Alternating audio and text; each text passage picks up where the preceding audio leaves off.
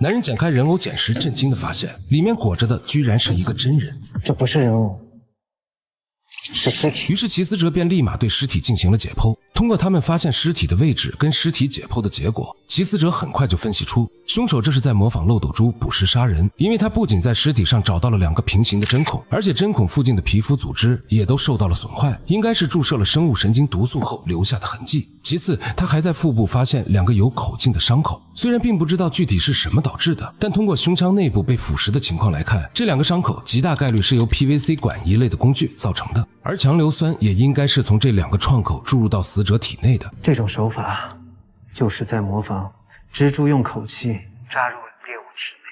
分泌消化酶，消化猎物内脏的进食方式。大家好，今天就让我们以米虫的视角，看看一个法医，一个刑警队长是如何在没有任何线索的前提下，一步一步让这起命案的凶手浮出水面。虽然凶手用强硫酸代替了漏斗珠的消化酶，但齐思哲却认为这却并不是导致女人死亡的真正原因，因为他在女人的耳后还发现了一个针孔，很显然是凶手给死者打空气针造成的，而空气针的注入会立马造成静脉空栓，这比毒药更难检测，且致死速度极快。稍有医学常识的人都知道，这是教科书级的隐蔽杀人手法，由此可见凶手必定有一定的医学背景。于是警方便立刻就召开了案情分析会，可除了知道死者叫叶莹莹，警方连凶手的半点线索都没找到，案子瞬间陷入僵局。然而就在大家一筹莫展时，齐思哲突然发现山洞里的一本日历竟藏着凶手的作案时间表。这里请大家仔细观察日历上被标注的圆圈和叉，圆圈的日期刚好是叶莹莹家属到警局报失踪的时间，且这个叉的时间却又跟警方推断其的死亡时间吻合，而这2个日期相隔了13天，刚好又符合漏斗蜘蛛繁殖的习性。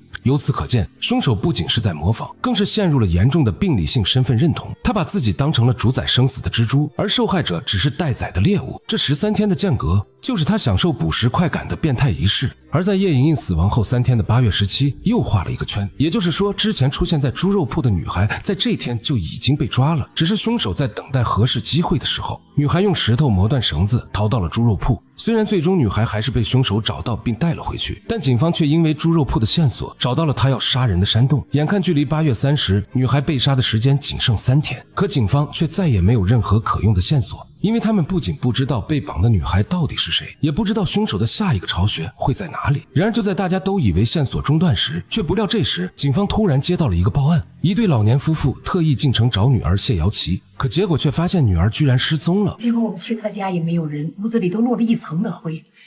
我们去他上班的医院找他，才知道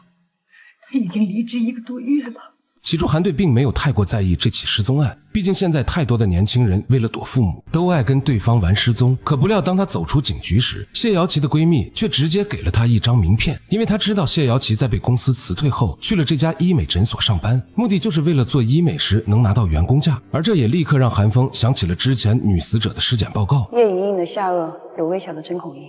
会不会是做过医美的痕迹？这个猜想让韩风立刻意识到了什么，于是当即便带人去名片上的地址调查，可结果到了之后才发现是一个黑诊所，这里的老板白天只是一个按摩师傅，到了晚上就摇身一变成了整形医生。这种连无菌环境都没有的黑作坊，不仅可能毁容，更可能成为犯罪分子筛选猎物的狩猎场。韩风立马将老板给控制了起来，并直接拿出了2张照片给他辨认，结果震惊的发现，老板不仅一眼就认出了死者叶莹莹，而且还说出了谢瑶琪的事情，那就是谢瑶琪前几天在他这里做医美时，刚一打上麻药就引发了过敏性休克。无奈的老板也只好给在医学院上学的侄子打电话求助。他一来就把这姑娘给救好了。